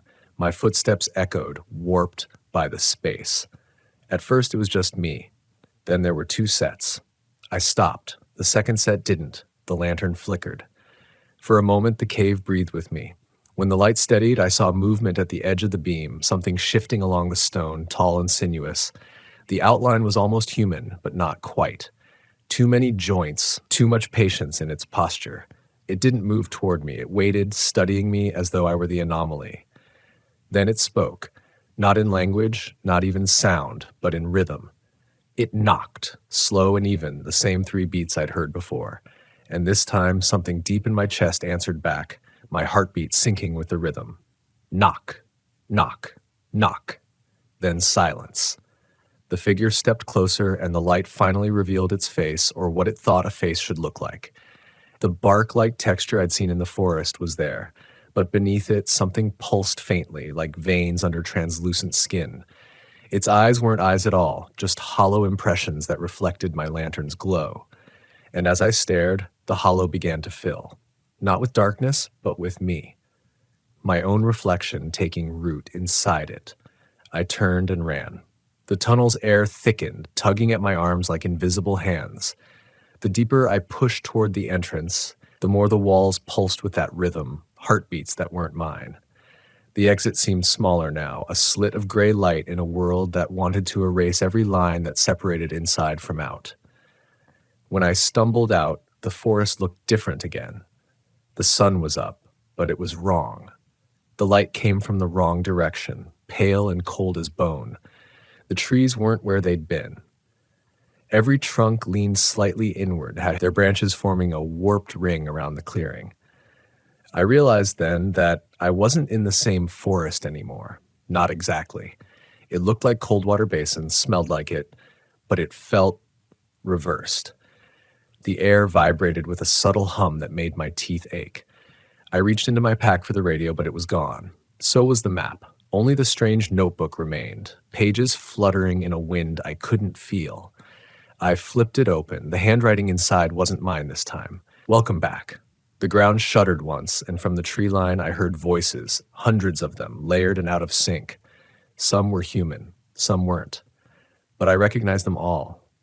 Aaron, Lydia, me. They were calling, overlapping, repeating the same sentence again and again. The wilderness watches back. The sound grew louder, closer, pressing into my skull until it wasn't sound anymore but vibration. The trees trembled. The fog twisted. Then, through the blur of movement, I saw them. Dozens of shapes standing between the trunks. Some wore ranger uniforms. Some wore nothing at all. All of them had my face. They moved in unison, heads tilting, watching. And behind them, towering over the treetops, something vast and unseen inhaled. The entire forest bent inward as though bowing. The air thinned. My vision tunneled. The last thing I remember before collapsing was the feeling of the ground pulsing beneath my palms like a heartbeat, and the certainty that it wasn't mine. When I woke, the world was still.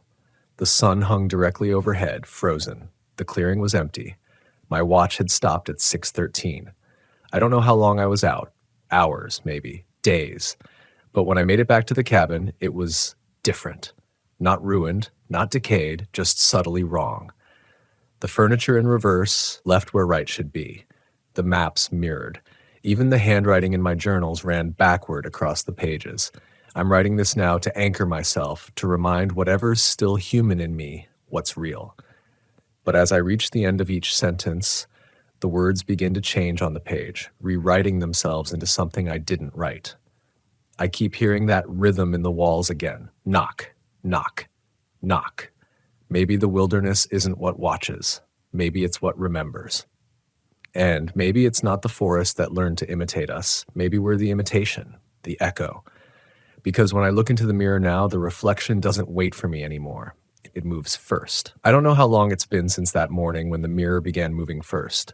Out here, time isn't measured by clocks or sunlight anymore. It's measured by how long you can pretend things are still normal before the forest decides to remind you otherwise. The station radio's been silent for weeks. My own voice still breaks through sometimes, murmuring from the static like a half-remembered dream. The words never change. Every echo needs a source. I don't sleep much now. When I do, it's never rest. The dreams are stitched together from pieces of memory that don't belong to me. I see through other eyes, through Aaron's, sometimes through Lydia's, and I always wake up gasping, the taste of cold stone in my mouth. Their last moments play like a loop, unfinished, waiting for me to complete them.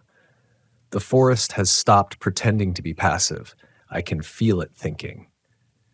The trees don't sway in the wind anymore. They lean, shifting as I move, following me like a field of whispering sentinels. Sometimes I catch faces in the bark, pressed outward as though something inside is trying to breathe through wood. A few nights ago, I decided to hike down toward the valley again.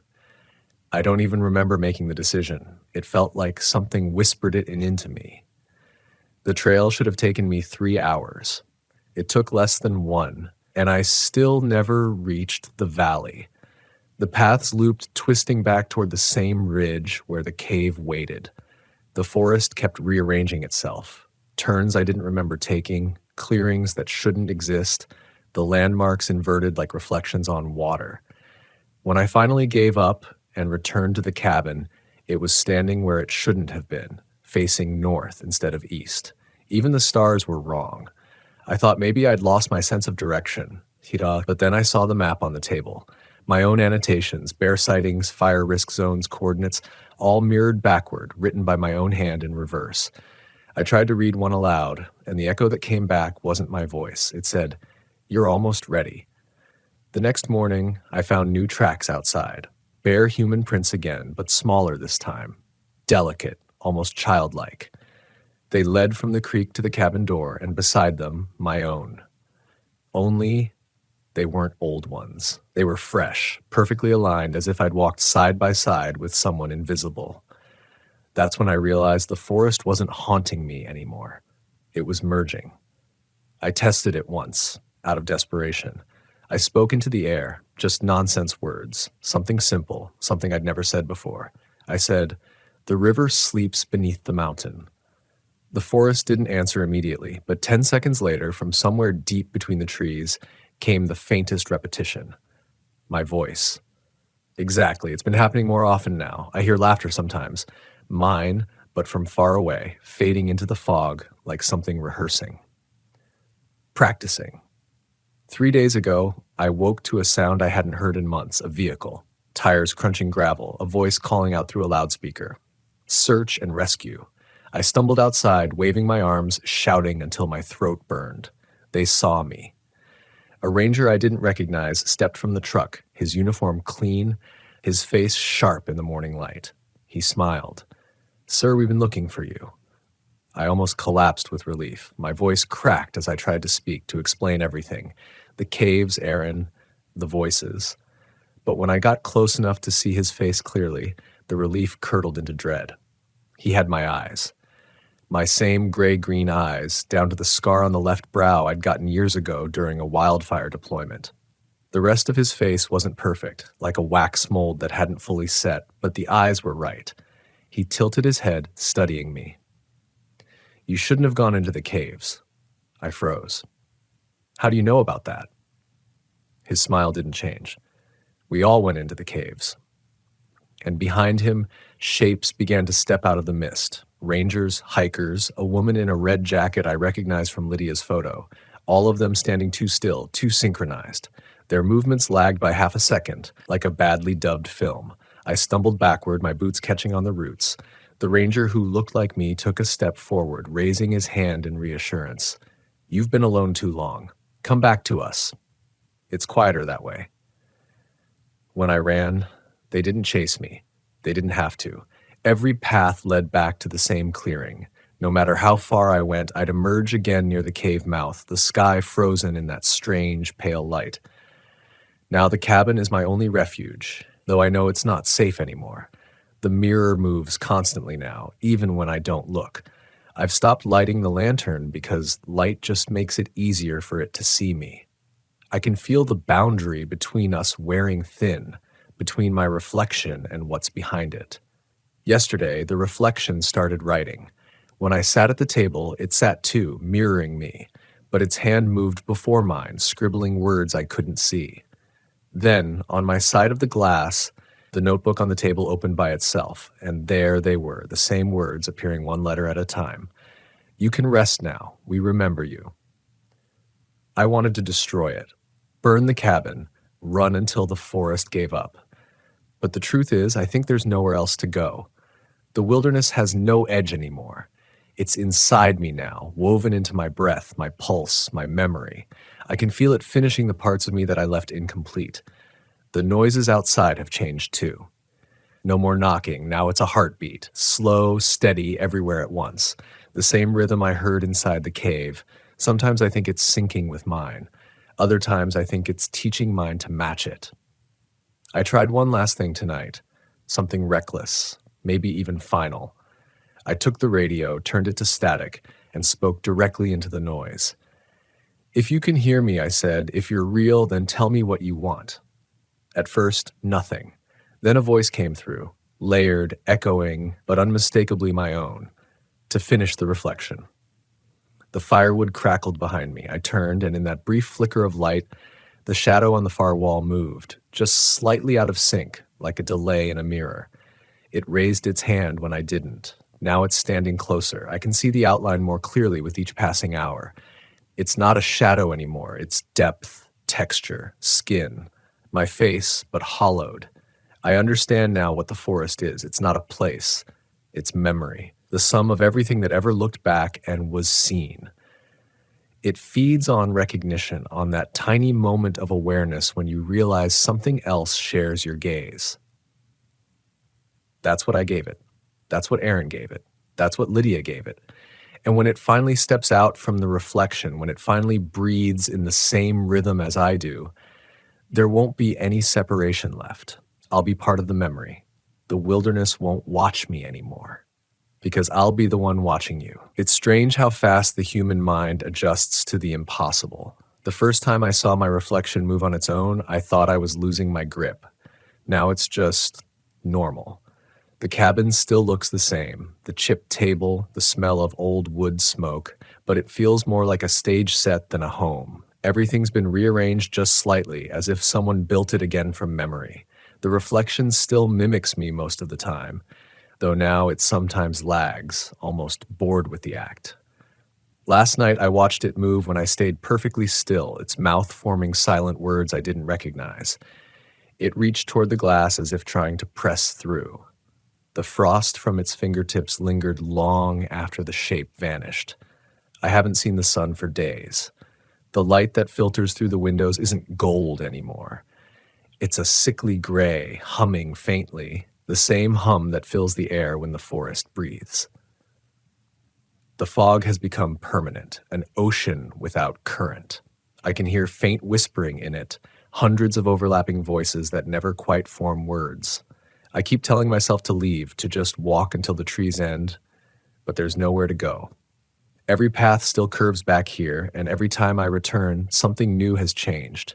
The door handle on the wrong side, the bed a few inches closer to the wall, the maps replaced with blank paper. The wilderness isn't outside anymore. It's reshaping everything, including me.